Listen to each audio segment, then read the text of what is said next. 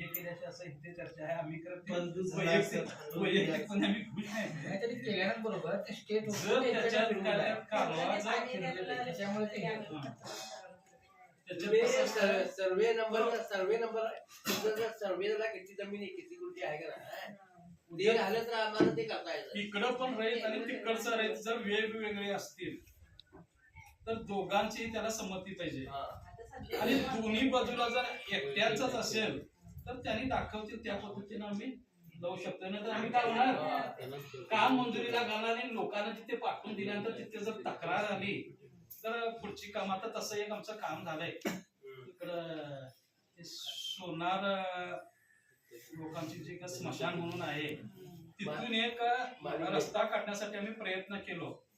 त्याला अजून पण आम्हाला ते यश आलं नाही. तसं होऊ नये आम्ही करायला काय लोक माहित आहेत. एकदा आम्ही रोजगार चालू करतो म्हणजे 10च्या ठिकाणी 20, 20च्या ठिकाणी 50 लोक येतात.